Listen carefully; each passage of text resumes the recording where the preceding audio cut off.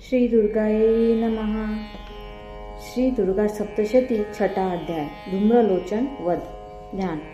मैं सर्वज्ञेश्वर भैरव के अंग में निवास करने वाली परमोत्कृष्ट पद्मावती देवी का चिंतन करता करती हूँ।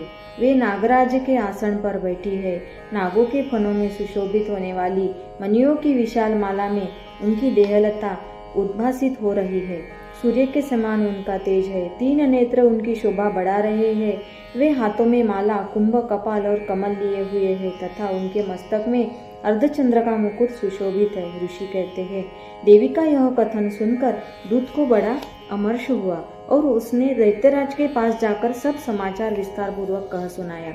दूत के उस वचन को सुनकर दैत्यराज कुपित हो उठा और दैत्य सेनापति धूम्रलोचन से बोला, धूम्रलोचन, तो शीघ्र अपनी सेना हाथ लेकर जाओ और उस दुष्टा के केश पकड़कर घसीटते हुए उसे बलपूर्वक यहाँ ले आओ। उसकी रक्षा करने के लिए यदि कोई दूसरा खड़ा हो तो वह देवता, यक्ष अथवा गंधर्व ही क्यों न हो, उसे अवश्य मार डालना। ऋषि कहते हैं, शुंभ के इस प्रकार आज्ञा देने पर वह धूम्रलोचन दैत्य 60,000 असुरों की सेना को साथ लेकर वहां से तुरंत चल दिया। वहां पहुंचकर उसने हिमालय पर रहने वाली देवी को देखा और ललकार कर कहा, अरे तू शुंभ निशुंभ के पास चल। यदि इस समय प्रसन्नता पूर्वक मेरे स्वामी के समीप नहीं चलेगी तो मैं बलपूर्वक झोटा पकड़कर घसीटते हुए तुझे ले चलूंगा। देवी बोली, तुम्हें दैत्यों के राजा ने भेजा है। तुम स्वयं भी बलवान हो और तुम्हारे साथ विशाल सेना भी है। ऐसी दशा में यदि मुझे बलपूर्वक ले चलोगे तो मैं तुम्हारा क्या कर सकती हूँ। ऋषि कहते हैं, देवी को यह कहने पर असुर धूम्रलोचन उनकी ओर दौड़ा। तब अंबिका ने हूँ शब्द के उच्चारण मात्र से उसे भस्म कर दिया।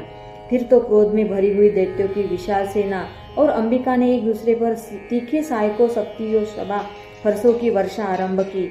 इतने में ही देवी का वाहन सिंह क्रोध में भरकर भयंकर गर्जना करके गर्दन के बालों को हिलाता हुआ असुरों की सेना में कूद पड़ा। उसने कुछ दैत्यों को पंजों की मार से, कितनों को अपने जबड़ों से और कितनों को महादैत्यों को पटक कर ओठ की दाढ़ों से घायल करके मार डाला।